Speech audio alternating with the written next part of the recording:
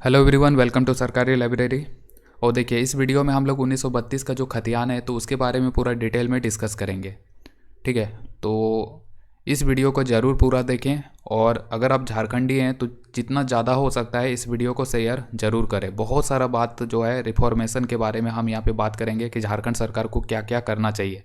अभी जो भाषा विवाद चल रहा है भोजपुरी और मगही का, तो उस पर भी सरकार को जल्द से जल्द कोई स्टेप लेना चाहिए, जल्द से जल्द। और नहीं तो ये जो आंदोलन शुरू किया गया है तो ये बहुत उग्र आंदोलन के रूप में आगे चल के सामने आएगा। इसका उग्रता जो है बाद में देखा जा सकता है इस आंदोलन का। तो सरकार को स्टेप लेना चाहिए, कुछ ज़रूर करना चाहिए, जल्द से जल्द, जितना जल्दी हो सकता है स्टेप ले सरकार। और यहाँ पे देखिए 1932 का जो खतियान है तो उसके बारे में हम यहाँ पे डिस्कस करेंगे। देखिए, सबसे पहले हम बात करेंगे कि जो 1932 का खतियान जो झारखंड में लागू करने के बाद हो रहा है तो ये कौन करवा सकता है। अभी हम झारखंड में बात करें तो बहुत सारा पार्टी है, कुछ नेशनल पार्टी है, कुछ लोकल पार्टी है। तो उसमें से अगर सबसे पहले हम बात करते हैं नेशनल पार्टी का, तो देखिए जो नेशनल पार्टी है बीजेपी और कांग्रेस, तो ये दोनों कभी भी जो है 1932 का खतियान को लागू नहीं कर पाएगा, मुझे ऐसा लगता है। क्यों? क्योंकि इनका जो है नेशनल पार्टी है तो इनकी सरकार दूसरे राज्यों में भी है। जैसे बिहार में देखिए, बिहार में नीतीश कुमार के साथ गठबंधन की सरकार है बीजेपी का। ठीक है, तो जाहिर सी बात है 1932 का खतियान अगर झारखंड में लागू होगा तो ये जो बिहार के लोग हैं तो वो उसका विरोध करेंगे। और बीजेपी कभी नहीं चाहेगा कि वो अपना उसका जो पकड़ है बिहार में तो वो लूज करे। तो नेशनल पार्टी इसीलिए जो है वो कभी ये सपोर्ट नहीं करेगा 1932 का खतियान लागू करने के लिए। इसी तरह कांग्रेस का भी हाल है।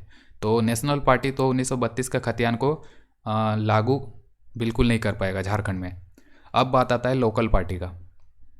लोकल पार्टी जैसे कि जेएमएम हो गया, आजसू हो गया। तो यहाँ पे अगर हम लोकल पार्टी की बात करें तो लोकल पार्टी में भी दो तरह का है। एक है लोकल पार्टी जो कि गठबंधन के द्वारा सरकार बनाती है। अभी जैसे जेएमएम की सरकार है तो ये गठबंधन सरकार है, इसी में जेएमएम के साथ कांग्रेस मिला हुआ है, आरजेडी मिला हुआ है। तो ये गठबंधन सरकार भी जो है तो वो लागू नहीं कर पाएगा 1932 का खतियान को, क्योंकि जेएमएम भले चाहे लेकिन उसको सपोर्ट नहीं मिलेगा फिर कांग्रेस का, आरजेडी का। तो सरकार गिर जाएगा और सरकार गिरने के डर से गठबंधन वाली सरकार भी जो है तो ये 1932 का खतियान को बिल्कुल लागू नहीं कर पाएगा। तो ये जो हेमंत सोरेन की सरकार है तो वो बिल्कुल इस 1932 का जो खतियान है तो उसको बिल्कुल लागू नहीं कर पाएगी, ये मुझे ऐसा लगता है। अब बात आता है, एक है पूर्ण बहुमत पार्टी झारखंड में। तो देखिए पूर्ण बहुमत पार्टी अगर झारखंड का कोई लोकल पार्टी होता जिस तरह से जेएमएम है, और जेएमएम अगर पूर्ण बहुमत पार्टी होता यानी कि इसको किसी का सपोर्ट नहीं होता, दूसरे पार्टी का जैसे कांग्रेस का, आरजेडी का पूरा बहुमत होता जेएमएम का, तो वो लागू कर सकता था जेएमएम पार्टी 1932 का खतियान को। लेकिन उसको पूर्ण बहुमत नहीं है, गठबंधन सरकार है, तो जेएमएम लागू नहीं कर पाएगा। अब पूर्ण बहुमत पार्टी अभी झारखंड में कोई है भी नहीं। ठीक है, तो अभी तो 1932 का जो खतियान है मुझे नहीं लगता है कि इस बार अभी जो 3 साल बचे हुए उस दौरान 1932 का खतियान को झारखंड में लागू किया जा सकता है। अभी बिल्कुल भी मुझे नहीं लगता है।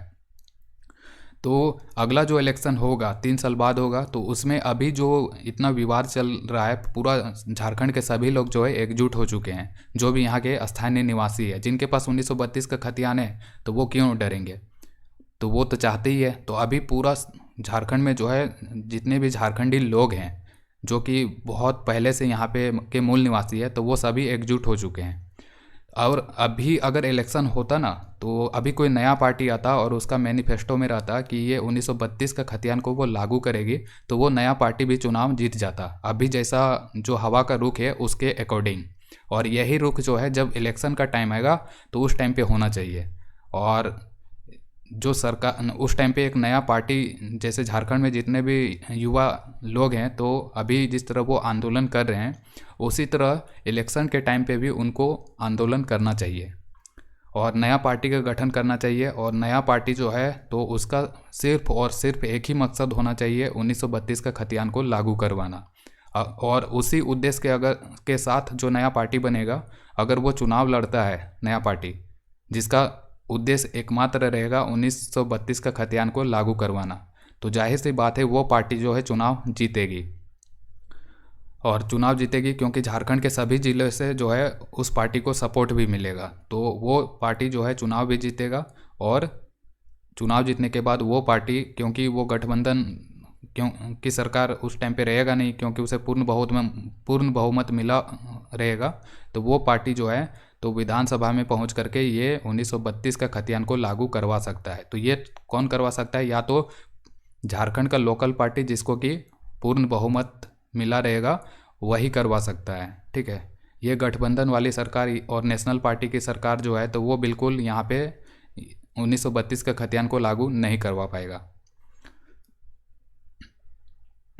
तो और दूसरा चीज़ जो होना चाहिए झारखंड में, तो देखिए झारखंड में जो यहाँ पे चल रहा है कि बाहरी लोगों को नौकरी ना मिले, ऐसा बिल्कुल नहीं करना चाहिए। भले ही भाषा जो है तो भाषा को हटा देना चाहिए, लेकिन जो अदर स्टेट के लोग हैं तो वो भी यहाँ पे रह रहे हैं और झारखंड के डेवलपमेंट में उनका भी योगदान है, बाहर के लोगों का भी। अब मान के चलिए जैसे बिहार के लोग भले ही यहाँ के आके रहते हैं, या यूपी के लोग आके रहते हैं, या दूसरे देश से आके रहते हैं, तो उनका भी तो योगदान है, वो भी तो यहाँ पे कमा रहे हैं। मान लीजिए अच्छा इनकम है तो वो टैक्स भी तो गवर्नमेंट को पे कर रहे हैं। तो झारखंड के डेवलपमेंट में भी जो है अदर स्टेट के लोगों का योगदान है।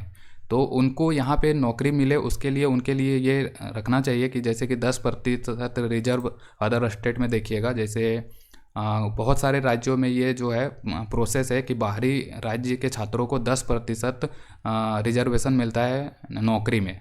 ठीक है, तो उसी तरह का यहाँ पे भी स्टेप लागू करवाना चाहिए झारखंड में, कि जैसे बाहर के जो राज्य हैं जैसे कि बिहार हो गया, यूपी हो गया, तो उनके लिए यहाँ के सरकारी नौकरी में 10% का आरक्षण होना चाहिए। और साथ ही जो पेपर 2 जैसे कि चल रहा है एग्ज़ाम में, जेएसएससी के द्वारा पेपर 2 लोकल लैंग्वेज है, तो वो लोकल लैंग्वेज में यहीं का क्षेत्रीय भाषा होना चाहिए। और क्षेत्रीय भाषा में भी देखिए ये जो है ना ऑब्जेक्टिव वाला क्वेश्चन टिक मारने का, तो ये ऑब्जेक्टिव तो कोई भी सीख लेगा, लेकिन जो यहाँ का लोकल लैंग्वेज का बोलचाल की भाषा है ना, तो उसका टेस्ट होना चाहिए। जैसे कि यूपीएससी में क्या होता है, इंटरव्यू होता है, इंटरव्यू में जो छात्र है तो उसका मानसिकता का जांच किया जाता है।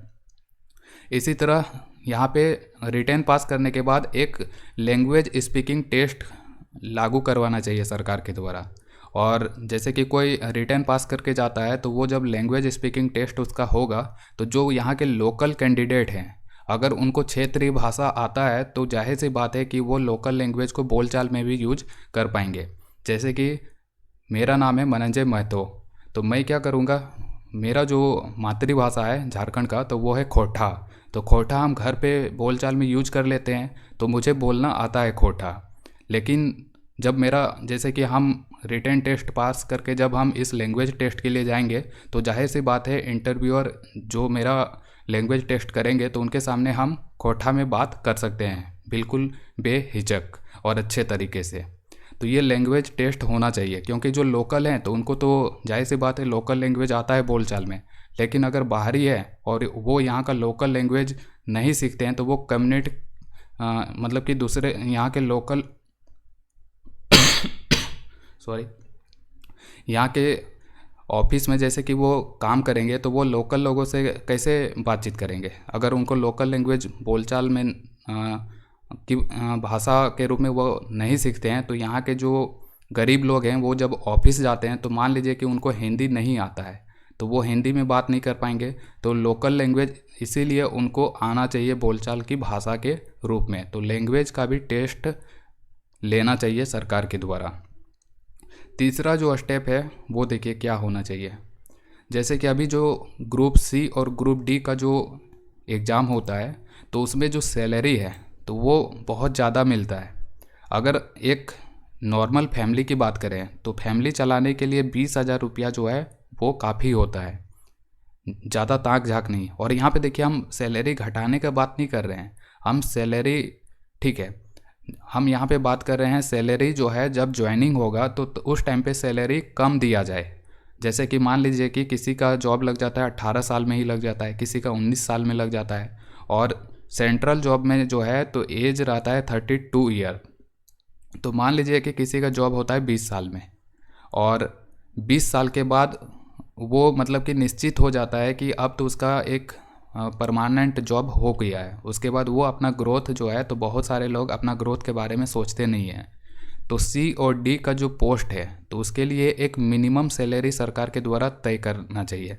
जैसे कि अभी सी के लिए अगर ज्वाइनिंग होगा तो आपको शुरुआत में ही मान लीजिए कि 40,000 दिया जाएगा, तो ये 40,000 को आधा कर देना चाहिए, जैसे कि 20,000 देना चाहिए। और 20,000 से क्या होगा कि उसी सैलरी में 2 लोग काम कर सकेंगे और इससे क्या होगा, 2 लोगों को रोज़गार मिल जाएगा झारखंड में। और इससे जो सैलरी घटा दिया जाएगा तो जाहिर सी बात है कि जो सरकार के पास जो रिवेन्यू आता है, जो पैसा है सरकार का, तो वो कम पैसा में ही वो ज़्यादा एम्प्लॉय को रख सकता है। तो इससे क्या होगा, ज़्यादा एम्प्लॉय को रख सकता है कम पैसा में, तो ये मैक्सिमम स्टूडेंट को जॉब भी मिलेगा।